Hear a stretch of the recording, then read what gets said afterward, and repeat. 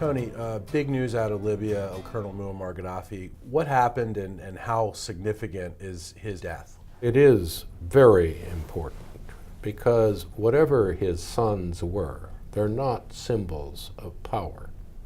They did not hold the tribal coalitions together. They did not manage the state.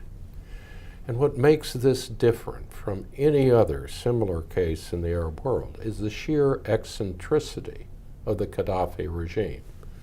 For nearly 3 decades, he imposed his own personal, rather strange view of economics, of how a government should operate, of how you should have security in the state and run a justice system. The fact he's gone, the fact that he can't catalyze any opposition from the outside, makes a tremendous difference. The problem is his very success at the economic level. The reporting was this is an oil state, not really a rich oil state in terms of per capita income, but yet had a 30% poverty level.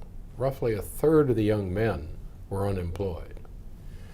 There's no political structure in the normal sense or justice structure. So all of a sudden, his death also means Libya has to figure out what Libya wants to be, how united it is, and how to move forward.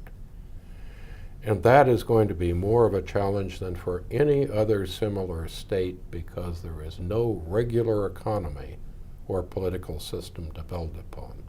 Does this incident give any closure to the Libyan conflict, and does it validate the mission NATO ISAF going in there? Well, they're two completely different questions. One is closure. Closure to whom? Is there going to suddenly be everyone in Libya supporting this? No. For many people, Qaddafi was the only thing they ever knew. It's what they grew up with. For others, it was a source of special privilege. Their tribe, their faction, their family benefited in ways other Libyans didn't. Is there unity among the rebels? No. Have there been tensions and clashes? Have there been basically failures to obey orders or create any kind of unified structure? All of those things have already occurred. Can this be a case where Al-Qaeda in the Maghreb or other extremist factions arise or take advantage of it? Possibly. Do we know what's going to happen to the thousands of weapons, including small surface-to-air missile and portable weapons like that? No, we don't yet, although we reacted, I think, relatively quickly the moment we could to put in U.S. troops and advisors to try to deal with this. So all of these problems are going to play out over time. And I think this is something in what for many people is a moment of euphoria that we need to remember. Long before this occurred, every potential Libyan leader was already looking beyond revenge towards ambition. And these are people with no political experience in working together and a long history in some cases of ethnic or tribal tension. As to the success of the NATO mission, I think we need to be very careful here. Was it successful? There is certainly no doubt that it took so long to really react and become effective that it prolonged the uprising by months. At the same time, it was never a clear mission. The UN resolution had to be worked around. NATO had to improvise and deal with a host of political constraints that were not from within NATO. Did it succeed in creating an allied effort that had a tremendous impact with relatively limited outside use of force? Did it over time develop the capability to work with diverse Libyan factions and the host country? In that sense, it certainly succeeded. Could this ever have happened without NATO? No.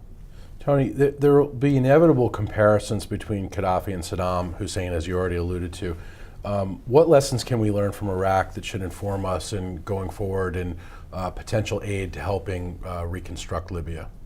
I think that the key lessons we should learn, and they're equally true, unfortunately, of Afghanistan, is We had a host of people who thought they had instant outside solutions to fixing different cultures and different countries, who basically took their own ideological beliefs or economic beliefs or political beliefs and thought that was the solution for other societies. And we watched the same thing happen with Russia, for example, after the Soviet Union dissolved.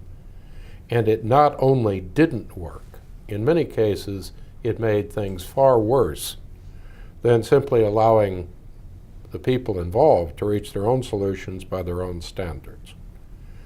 So if there's a real lesson here, it is outside aid to help people do what they want by their values can have immense importance. But rushing towards a constitution when nobody really wants or believes in it is not the way to go. Holding elections without knowing whether you have meaningful political parties and without caring who gets elected is not a solution to the problem. Trying to impose some quick, easy economic answer from the outside will reform the whole country. That's not a solution either.